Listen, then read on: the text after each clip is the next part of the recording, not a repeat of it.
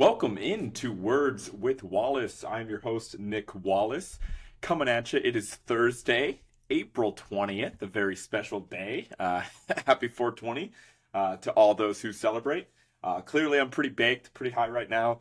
Pretty high on some playoff basketball. That is all right. Let's not waste any time. Let's get into it, man. We are officially 2 games into every single playoff series, so I wanted to fly around real quick, go through each and every series, give my thoughts, see if I've already abandoned my picks from just a little bit earlier this week, and just kind of check in, maybe do a panic meter on a couple teams that are pretty worried, and we can get right into it. So let's start off in the Eastern Conference. Let's start off with Bucks Heat. Now, this is a pretty interesting series. It started off people. I think the world was pretty shocked with Miami being able to pull out Game One. The series is now at 1-1 for those that don't know. And really, it was pretty impressive from Miami, right? It's they started off Game One. I know that there was some pretty big injury news that we'll get into in a sec, but just kind of giving Miami the benefit of the doubt because they were competitive and they immediately punched Milwaukee in the mouth at the start of Game One, and it's really exactly why people like myself were as Celtics fans were really scared to play Miami in round one because not saying Miami would have upset is going to upset Milwaukee or that they would have upset the Celtics. It's really just a matter of them kind of dragging you into their swamp and beating you up. Like, it's not going to be easy. You're going to have to put more miles on your star players than you'd like to in a round one series that should be a breeze for, a Milwaukee team that was the best team in basketball during the regular season. But let's get into the injury news, right? Because, Game One, we saw a prominent injury to both sides of the matchup, right? You had Tyler Herro, who unfortunately broke his hand pretty early on in that game. And the bigger news is, of course, Giannis, the best player in the world, on a charge call that got a little bit of controversy. I don't know, but he ended up taking an awkward fall while going to the hoop pretty hard, like he does. And he injured his back, right? He fell pretty awkwardly. He looked like he was in substantial pain. I think he ended up playing on for a couple more plays, but then eventually they pulled him out of the game and ruled him out. And then eventually he didn't even play in Game 2. So I think that's the question, right? Like, how hurt is Giannis? And I think he must be pretty banged up, for them not to have played him in Game 2. Now, I know Milwaukee ended up really taking it to Miami in Game 2, which we'll talk about in a sec.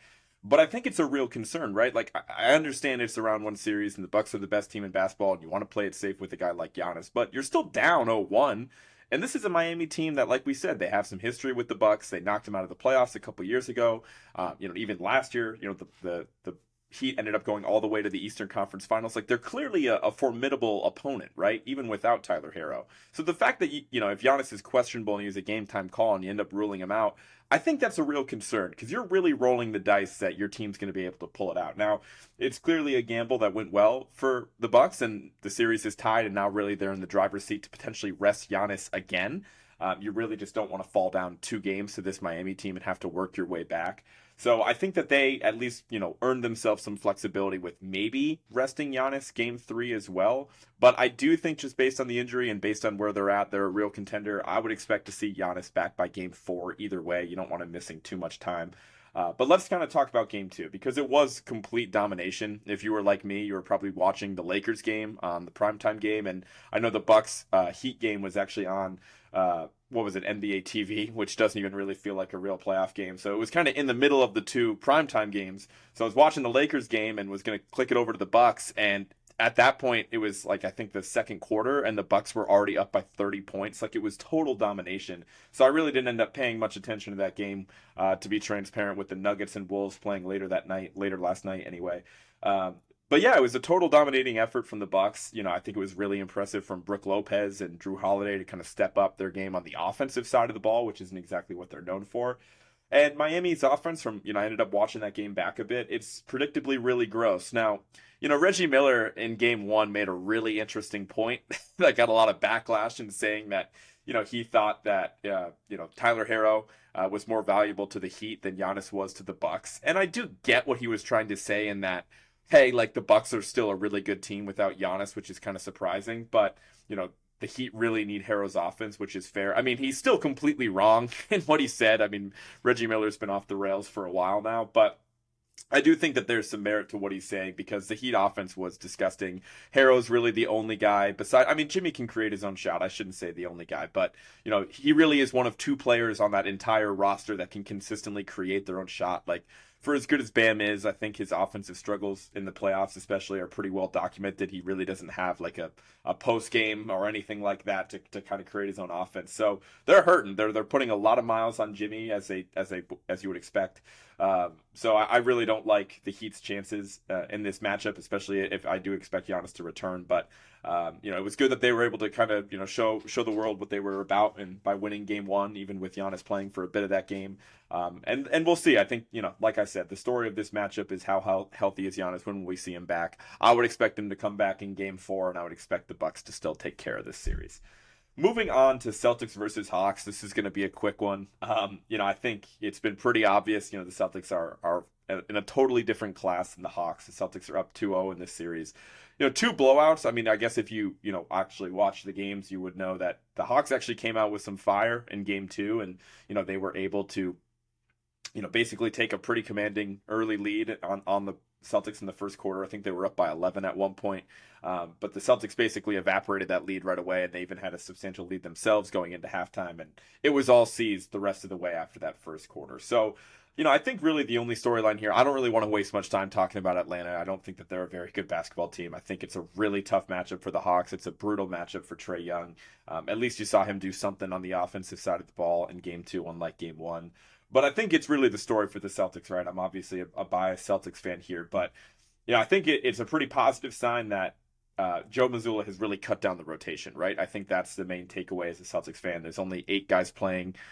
It's basically the 7 best players that you would expect. And, in a shocking turn of events, Sam Hauser actually grabbed that 8th and final spot. Now, he hasn't, really been, I guess he's played some meaningful minutes because they've been up in these games. But it is interesting. I don't think it necessarily matters who's in that 8th spot for the Atlanta series. Like, we obviously would be just as successful if we had Hauser there, or if we had, Grant Williams is really the guy that comes to mind, right? Like, the story here is that Grant is the 9th man. He's the odd man out in this particular series. So I think it's interesting. Maybe it comes back to his contract situation, and the Celtics are just trying to, make a statement and saying like, hey, maybe you're not as valuable as you think, clearly by him declining the contract extension he was offered earlier. So I think that could look into it. I don't think the Celtics would be one to really play mind games, given that they are, a title team. They have title aspirations. So I don't think that they would necessarily get cute, even though they could against Atlanta. But I think it's just positive to see Mazzulla, making that decision, right? I've been very critical of his late game lineup decisions all year. I think this is a step in the right direction. He's making some difficult calls. We're obviously seeing more of our best players. We're seeing more Derek White in crunch time. We're seeing more Malcolm Brogdon. So I think it's good that he's getting some real reps in here, obviously in the playoffs, in his first couple of playoff games of his coaching career, and he's making some tough decisions. And now I don't think this necessarily means that we're not going to see Grant anymore the rest of the way. That would be ridiculous. I think we'll see him next round when they inevitably end up playing Philadelphia. That's where we're headed. I think just because he is a bigger body and he's a couple more fouls to throw at Embiid, even though he does knock down free throws. But it just helps to have, the Celtics are a big team overall when you look across their lineup, but in terms of actual big man depth, we know there's not much. I'd much rather see Grant out there trying his best to guard Embiid than I would Luke Cornett. I think that's just going to be free points for Embiid. At least Grant, can hold up a little bit because he is pretty strong, and we know his value if it comes down to a Bucks series, which I think we're headed that way as well. We know what he was able to do against Milwaukee last year, so it'll be interesting to see how he responds, because I think he will get an opportunity as soon as next round to really get back in this rotation, and hopefully he doesn't take it to heart and understands the decisions that Joe Mazzulla had to make were in the best interest of the team, and we'll go from there. But I think that's really the only takeaway for me anyway from Celtics Hawks, besides I'd be remiss to say that I have an inside source at the Garden, and who was there for Game 1, and Connor wanted his name to be left out of it, so we won't say any names, but he just wanted to let everyone know that the Garden is alive. The Garden is alive. The city's buzzing. Don't know much about hockey, but I hear the bees are rolling too. So it's a good time to be a Boston sports fan. Certainly exciting to watch this play out. I feel really good about my pick of the Celtics right now. Obviously, it's still early, but hopefully they're able to take care of business and continue to close out the Hawks in 4 games. Moving on to another series that I have to be transparent is taking place like right now, or at least is starting pretty soon. Sixers versus Nets. I had to record this podcast at some point with how many games are going on. We got 2 to 3 games every night, and I had to make the cut somewhere. And frankly, I could care less about 76ers Nets. As I mentioned before, I don't think the Nets are a real playoff team. That they're probably the worst team in the entire playoff picture that's still playing right now. And if you missed it, it's a 2-0 series, right? Philly's taking care of business both games. My takeaways is I'm obviously, again, looking at through the lens of a Celtics fan that's inevitably going to be seeing this 76ers team next round. And so I'm just trying to, really dissect Philly and what I'm seeing from them. I can't help but be extremely unimpressed with PJ Tucker and the fact that he's just out there getting cardio. Like, I don't even think he scored last game in game 2 for the Sixers. Like, I understand that he does a lot more to, for a basketball team rather than scoring the ball. Like, he's really just going to sit there in the corner on offense and, shoot corner threes at a pretty high clip. You don't want to leave him wide open. But I just feel like their best 5, he's not in it. Like, I know it would be a weird 5 with Harden, Maxey, Embiid, Harris, and then I think Melton should be that 5th guy. I'm really impressed with what I see from DeAndre Melton, DeAnthony Melton. The plus minus numbers really like him this series, and they've really liked him all year. I think, in terms of a defender of the other team's best guard, I think he's an obvious choice for that. I don't think PJ Tucker really has the foot speed for that anymore. PJ will be more useful and just being another body to throw at Tatum next series. But I think it's interesting as well that Doc Rivers, coach of the 76ers, is, he's still playing a 10-man rotation right now. I don't think that they've exactly found their groove in terms of a playoff rotation quite yet, despite the fact that they've been taking care of business. So I think that, again, as far as the series as a whole, 76ers versus Nets, I think it's over. I think it's going to be a sweep or maybe a 5-game victory for the 76ers here. Just like I said earlier in the week, I just don't think the Nets have the horses despite the best efforts of Mikal Bridges. I would like to see the Nets give Seth Curry more burn because I just love Seth Curry. I always have, always will, and think he's as good of a playmaker as they have besides Bridges. Like, I've been on the record of anti-Dinwiddie. So the more Seth Curry I can see and the less Dinwiddie, I'll be happier as a neutral fan watching the game. But I do expect the Sixers to take care of business here in 4 or 5 games. Moving on to an absolute dogfight that we have on our hands here in the Cavs versus the Knicks. Now, this has been pretty fun. It was a 1-1 series. I know game 1 that the Knicks ended up winning was really close and competitive, and game 2 was a pretty convincing win for the Cavs. But, this is going to be a dogfight, right? I think that this, is right there with the most competitive series as far as 2 evenly matched teams. And I wanted to start at it by looking at things from the Knicks side of things. Game 1 was really impressive, really with Jalen Brunson, right? I feel like I was kind of listening back to my pod last week, and I think I was pretty dismissive of Brunson, or it came off across as if I was dismissive of Brunson, and I didn't mean it to be because, I was just kind of looking at the rosters and looking at the matchup on paper, and I just like what Cleveland has in having, 2 guards that are, all-star level talents in Garland and Mitchell, and 2 guys that can really close out the game in an effective way. And so they obviously have an advantage there over the Knicks that has one of those guys, but Brunson was the best of the trio in game 1. There's really no debating that. I know Mitchell finished with a pretty gaudy point total in game 1, but Brunson really closed out the game, and it's just unbelievable how a dude of his size can be so effective in that, basically block scoring area. Like I think he led the league in scoring from that spot last year. He probably did the same this year, which is really interesting, like that middle of the paint kind of area.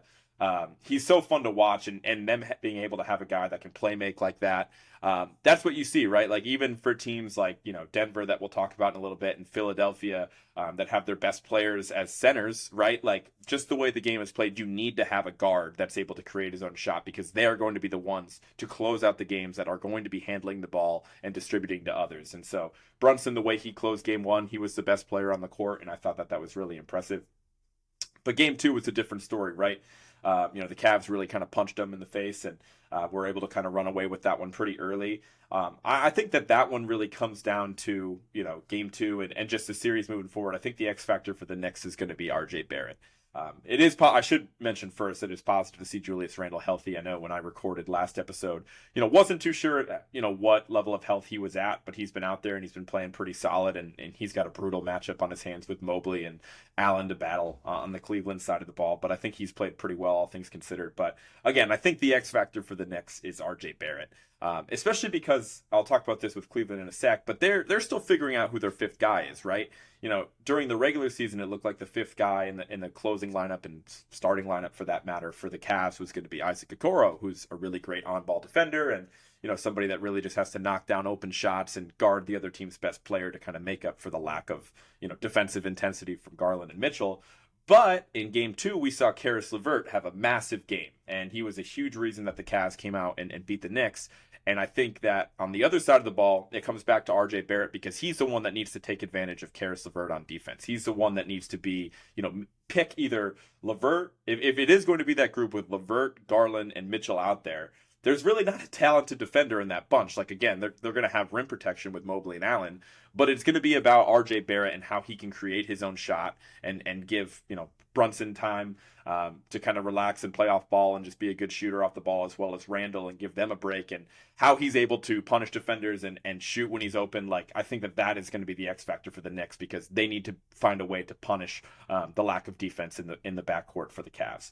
On the Cleveland side of the ball, like I talked about, they're just still trying to figure out who that fifth man is.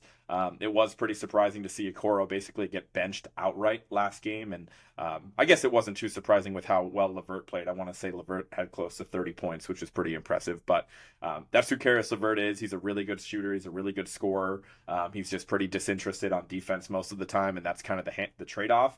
So it is interesting to see that, even with Garland and Mitchell in the backcourt, that they would, Bickerstaff, coach of the Cavs, would opt for, basically putting in more offense in that fifth spot. But it seemed to work for them. And sometimes you got to fight fire with fire. So I think LeVert earned his spot for game 3. So I'm looking forward to that and seeing how many minutes he plays, and if Okoro or Osman kind of get back in the rotation there, or certainly they'll be in the rotation, but exactly how many minutes they'll get, we will see. In game 2, I think, the big difference along with LeVert was how much better Darius Garland played, right? He finished game 1 with 17 points, but he was pretty, passive down the stretch. And in game 2 was totally opposite. It seemed like they kind of ran the offense through Garland as opposed to Mitchell in game 1. Garland finished with 30-something points, and he's just such an incredible creator that it's pretty easy for him to kind of get lost in the flow of things when Mitchell's really cooking. But, in order for the Cavs to be the best version of themselves, they need Garland to be as aggressive as possible because he is that good of a shooter. He is that good of a scorer.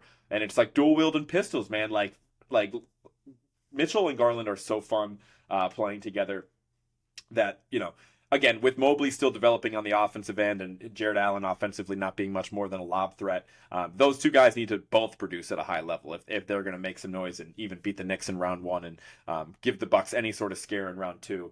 That's what they're going to need.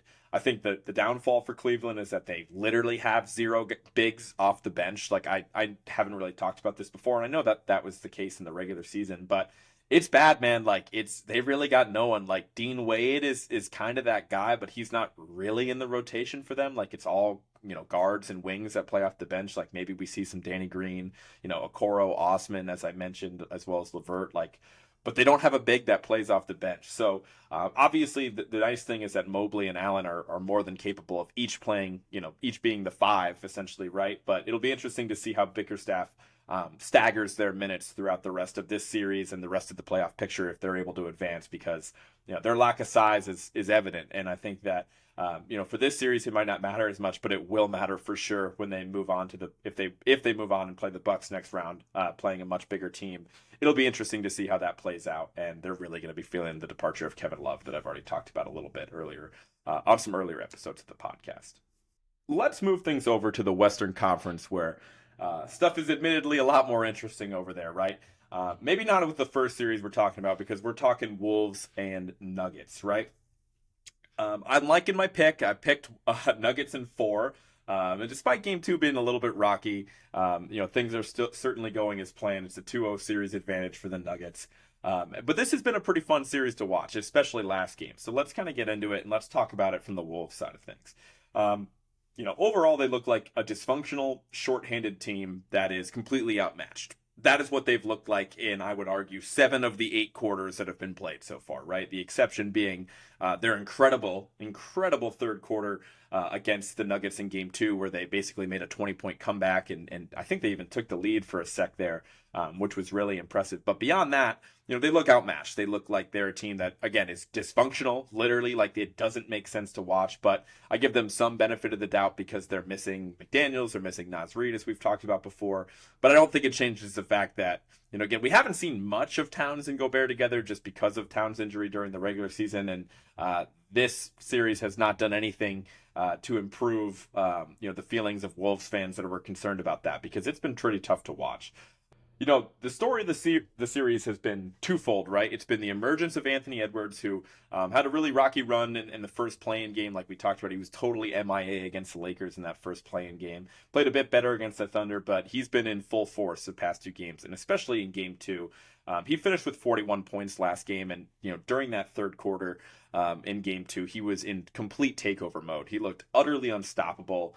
It's pretty amazing to think about. He's listed at 6'5" because he's just so physical despite that size. Like, he's so strong. He's so fast getting to the basket. It was awesome to see him really take over the game in the third quarter, where he had 13 points in that span and really just do whatever he wanted. Like, the Nuggets have thrown decent perimeter defenders at him, right, with Bruce Brown and Kentavious Caldwell-Pope is kind of their other version of a defensive stopper, but they really couldn't do shit against Ant when he's in the mode like that. They just don't stack up athletically, right? But I thought the other interesting thing about that third quarter was Karl-Anthony Towns also chipped in 8 points, and that was really the only good quarter, the only good basketball we've seen from Karl-Anthony Towns, period, because he has been brutal. He has been the anchor to that team during this series. Despite the fact that I actually, when I looked at the box score in game two, I was a little surprised because I really felt his presence in that third quarter.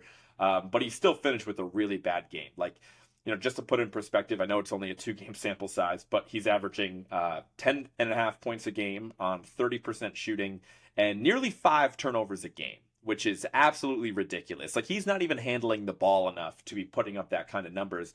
And then when you remember the fact that this dude is being guarded primarily, from what I've seen on the other side of the ball, by 36-year-old undersized Jeff Green, that is a real concern. Like, again, he's not even, Jokic is a sneaky, decent defender for what it's worth, right? But as I talked about before, it was pretty likely he's just going to go against Gobert and, hopefully take some plays off, which is what he's been doing.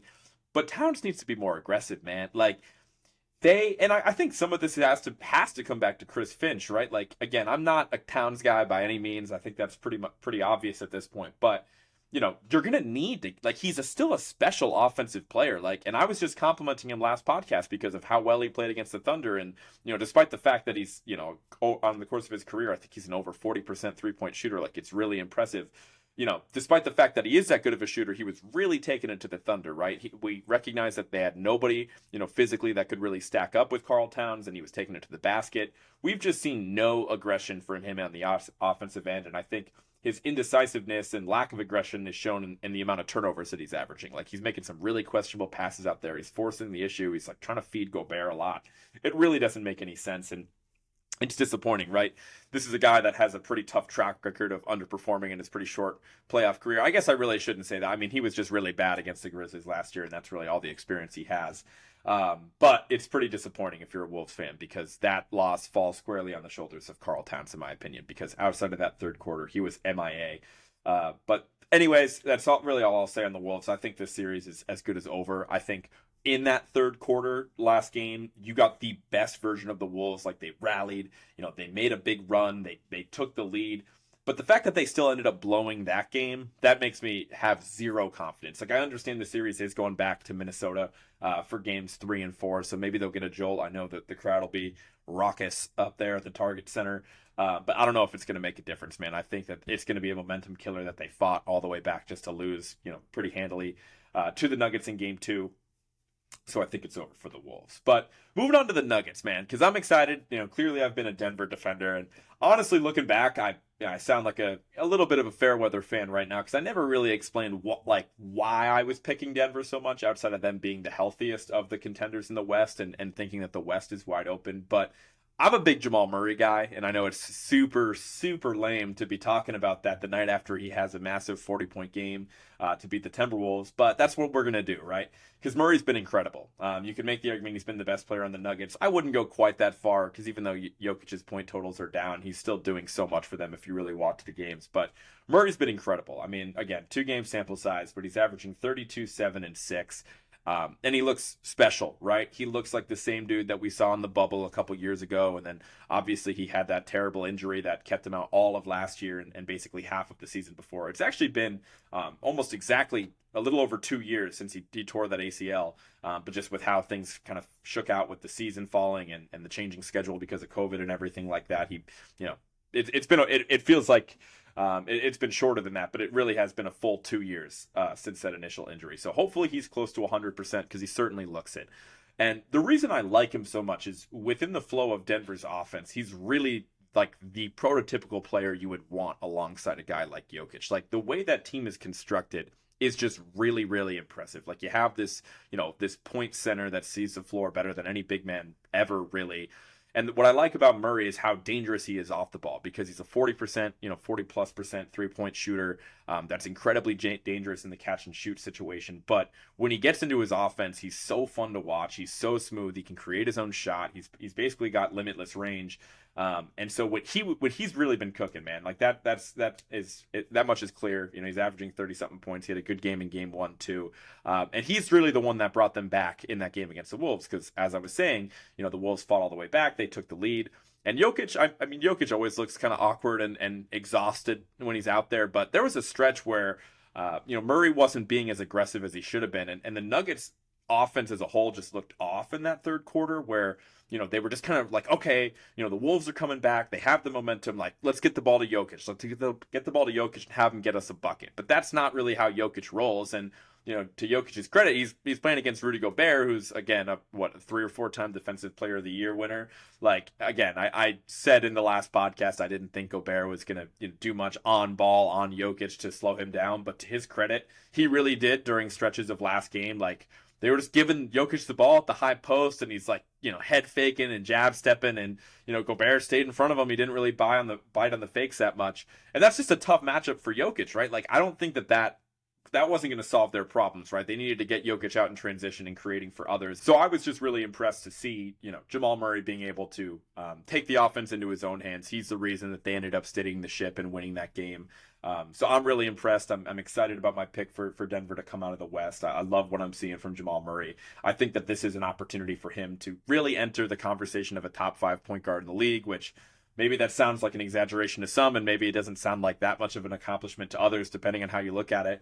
But with how many good point guards are in the league, for him to be in the top 5 conversation, he's certainly playing like it right now. And if he continues it, I think Denver is going to kind of, if he keeps up at this ridiculous level, Denver's actually going to be cruising to the finals. So, I think that's enough of me kind of slobbing on Jamal Murray. I apologize for that, but it's nothing we haven't seen before, right?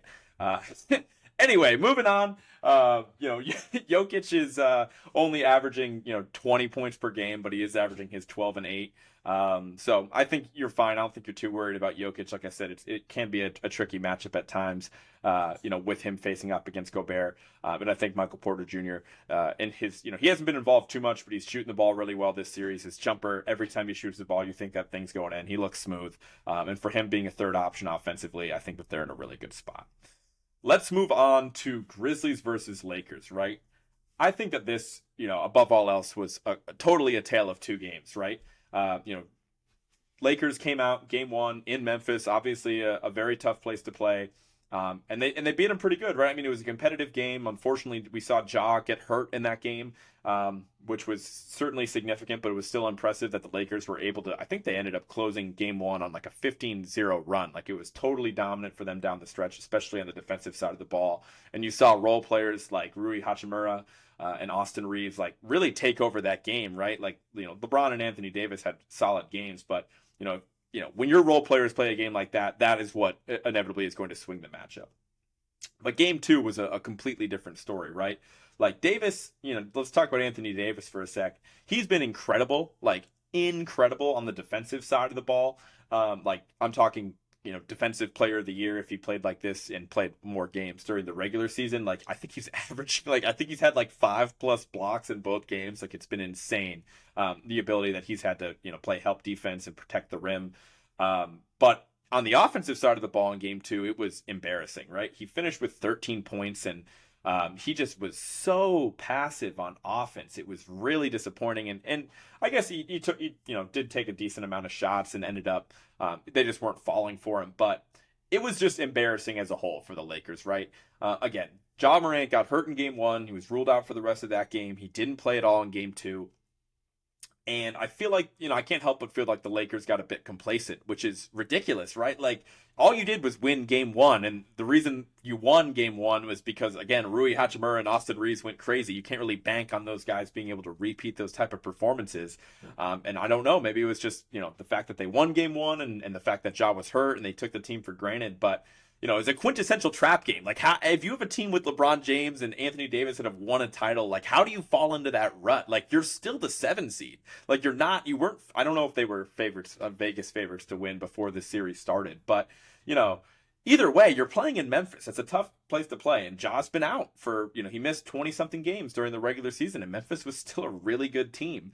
But it's just disappointing that the Lakers, it'd be one thing for them just to lose that game, but it really did seem like a lack of effort, a lack of aggression. And it was mainly on the offensive side of the ball. Like, their defense was fine. They held the Grizzlies to 103 points. And, the Grizzlies offense it's not going to be special without Ja Morant. That much we know.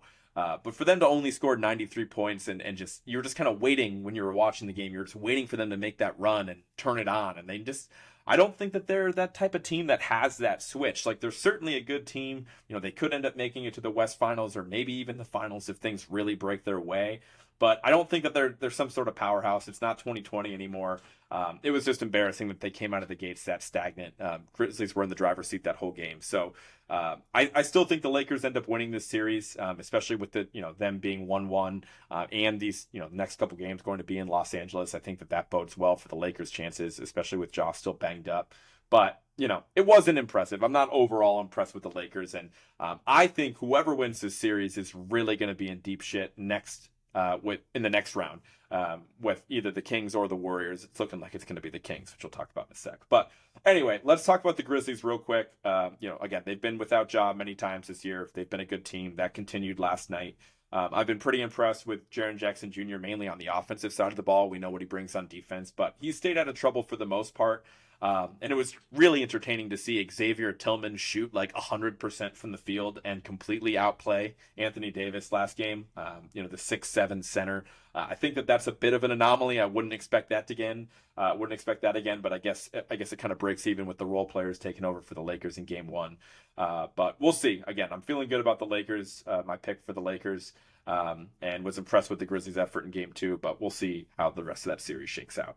Let's move on to the most talked about series and definitely the most fun series to watch so far in Kings versus Warriors. Now, I, like many others, did pick the Warriors to win this series. I thought that they would pull it out in 6 games, be able to, at least steal one of the 2 games in Sacramento, one of the first 2 games in Sacramento. The Warriors were not able to do that, but they were really fantastic games, man. I mean, I wasn't able to watch game 1 live, but I did end up kind of watching that back, especially the close of it, and it was awesome to see Curry still get his shots up.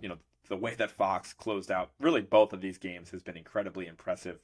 But I wanted to take a look, first of all, because if you're a Warriors fan, like, what is your level of panic? What is your level of concern? Because it's getting rocky. I mean, 2-0 is no joke. And the Kings are playing well. Like, that's kind of the thing, right? Like, I don't think it's as much about the Warriors playing bad as it is the Kings, keeping that same level of energy and offensive output that they'd had during the regular season, and they've proved that it's not a fluke, right? Like, the Warriors really just have to be able to take it to another level if they're going to beat this team, because it doesn't look like Sacramento's slowing down. So what is the level of panic, right? Because we got some humongous news yesterday, and I know that this game is tonight, but we found out that Draymond is going to be suspended, right? So I would say that the level of panic, he's suspended for 1 game, for game 3, that is, the game that's taking place later tonight. And I would say that the level of panic went from like a 6 to like an 8, I would say, with the Draymond absence, right? Because, again, maybe a 6 to start is low because, you say 2-0. But again, I don't think that this series is over. I should be more forward about saying that. I don't think this series is over at all, right? Like the Warriors, we know that they're a terrible road team. And if they're just able to, take care of business tonight and pull out these next two games in the Bay, which they should be able to do, they're right back in it, right? They're really, it'll take a 2-2 series. I knew that this was going to be close, but not having Draymond and the Kings having that shred of hope and that shred of, hey, they don't have their defensive anchor, like that definitely raises the bar a little bit to we're looking at like an 8 on the panic scale. Like obviously it's a must-win game for the Warriors at this point, but it's going to be rocky. It's going to be tough to see what that defense looks like and how the Warriors are able to get out in transition on the other end without Draymond leading the break in a lot of those situations. But I have to give my thoughts on why he's suspended, right? Let's talk about the stomp. I know that that's been the stomp, the Draymond stomp. We know that that's been talked about ad nauseum on big sports media over the past couple days, and I know I'm late to the party, but I still wanted to cover it, right?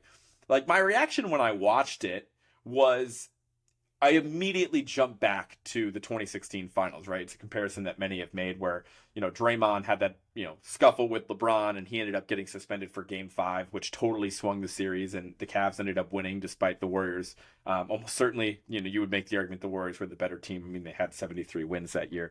But it reminded me of that incident specifically because in both situations, Draymond was the one that retaliated, right? Everyone knows Draymond is, some people say he's a dirty player. I don't necessarily agree with that. I know he's had some questionable plays over the years, but he's an intense guy. He's an aggressive guy. So it's interesting in both of these situations where he was, again, the person retaliating to an act by somebody on the other team, right? In 2016, LeBron and him kind of got in a scuffle and LeBron stepped over him. And Draymond felt that was disrespectful and kind of swung at him and hit him in the nuts a little bit. And again, that act alone in 2016 wasn't, what caused him to get suspended. It was because he got a technical for that. And he was already at the, number of technicals at the point in the season where he had a certain number of technicals accumulated where the next one that he got would result in a suspension. So he didn't know that going in. But again, that act on its own wasn't enough to get him suspended. Whereas, this one, it was, right? He stomped on Domantas Sabonis. And so that act alone is what got him suspended, which I think was the right call for the league, right? Because you go back to the play, earlier this week, Sabonis does grab his ankle, right? It's a similar situation where Draymond's kind of stepping and Sabonis grabs his ankle. And if you're Draymond, the right move, you kind of got a layup, right? The right move in that situation is just to flop. You flop. Like you could have got a technical on Sabonis. You could have got, some momentum. You could have got a couple shots in the ball. He went the total other way. He was so bewildered that somebody was aggressive to him that he went completely off the rails and stomped on the guy's chest. Now, I don't think it was a full stomp, and I think Sabonis did an incredible job of selling it. But the point remains, it doesn't matter. I think Sabonis did everything right. Like, I don't know if he was really thinking with had the right head on his shoulders when he grabbed Draymond's ankle, because that's never really a good move. But if he was trying to poke the bear because he knew Draymond was going to be overly aggressive, then he made the right decision. And he certainly sold it. I mean, maybe he was hurt. I don't know. But I certainly think it was acting on the part of Sabonis, which I give him credit for. But it just shows that Draymond's never going to change, right? Like that edge that he plays with, that aggression that he plays with, that makes him the player that he is, right? The Warriors need a guy like that. You need an edge guy. You need a Rodman of that great team, of that dynasty, for them to achieve the level of success that they have. But it is disappointing that he's never going to be able to think with a clear head in that situation. If he was able to flop and go the other way, he could have, swung the momentum massively, and Sabonis, that easily was enough to get him teed up. But sadly, that wasn't the case, and Draymond took it too far. He stomped on Sabonis, and he deserved the suspension. I think Silver was at that game. I think that's been said. And it's just such a terrible look. Like, you can't have it looking like WWE out there and then have him just play the next game, especially with him having zero remorse. He's going back and forth with the Kings crowd, which in a vacuum I like. I think that's fun. I think it makes it entertaining, but you can't really be doing that, especially after you stomp on the best player or the second best player on the opposing team. That's not going to fly. So don't feel bad for Draymond. I think he definitely deserves it, but it puts Golden State in a really tough spot. Kind of circling back to basketball here and focusing on the series itself, I think it's so entertaining because it's two teams fighting fire with fire, right? It's all offense all the time. It's all transition. They're kind of running like a similar type of offense, but the Kings are kind of doing it at a higher level just because I think Fox, oddly enough, has just been the best player in the series, right? The Warriors have struggled to defend him clearly. And Payton has done his best. Gary Payton II has done his best to try to guard him, but he's really not slowing him down at all. While on the other side of the ball, Davion Mitchell has been really impressive for the Kings. And, Curry's still getting his points, don't get me wrong, but he's having to work for everything, right? That's really all you can do with a player as great as Steph. And Davion Mitchell, despite only being 6 feet tall, has been knocking down his open shots, and he's been defending Steph about as well as you can ask. So it is really fun to watch. As far as other observations on this series, I think Wiggins looks good. I don't think you would, if you just saw these past couple games, you wouldn't really expect him to have missed as much time as he did at the end of the regular season. Like the fact that, game one of this series where, again, he has to play in front of a Sacramento crowd that hasn't seen playoff basketball in like 14 years.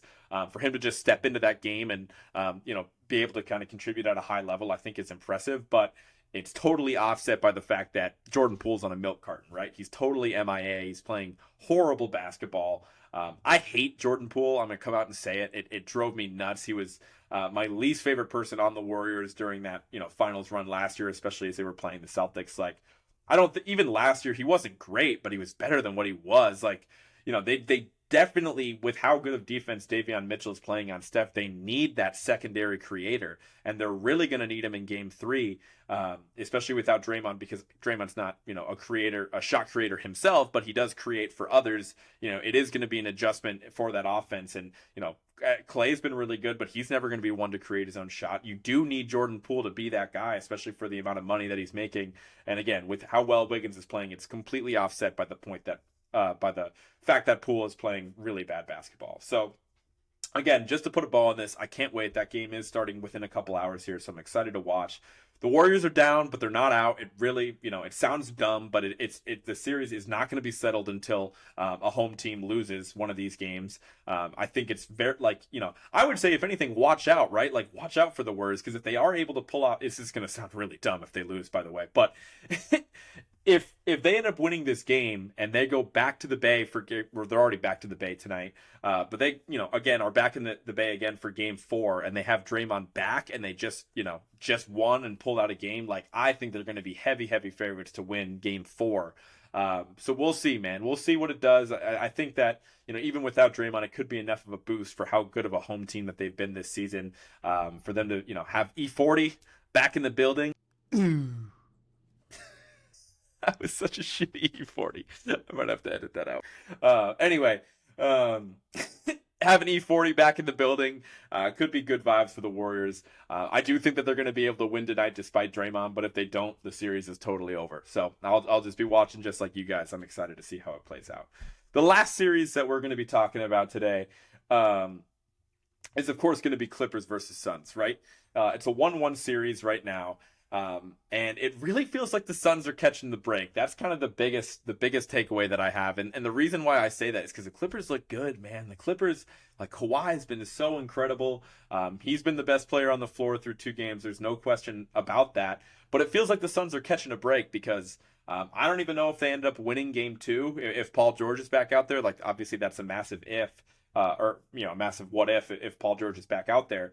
And they're catching a major break again for Game 3 because it was just announced earlier today that Kawhi has some knee soreness and he's going to be out for Game 3. And with how good he's playing, this is totally out of the blue. I guess it's not entirely shocking just given, Kawhi's extended injury history, but it's super disappointing, right? Like, we're seeing really special stuff, two-way stuff out of Kawhi, especially. The way he's been able to defend Durant in stretches and take over on offense has been really fun to watch. And I just feel like the Suns are kind of catching the break a little bit. It does look like, Kevin Durant needs to be more aggressive. You can tell that he's new to this team. I don't think he's playing bad per se, but there's just been weird stretches where he just hasn't touched the ball as much as he should.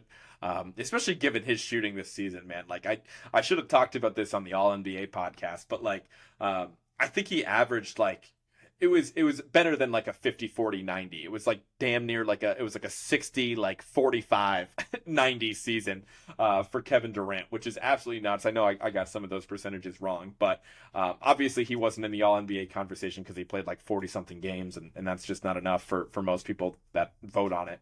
But Kevin Durant's been, he's playing some of the best basketball of his entire life this season. And so I don't think you would really know that just by watching the first couple games. And it's, again, not because of how bad he's playing, but just a lack of aggression.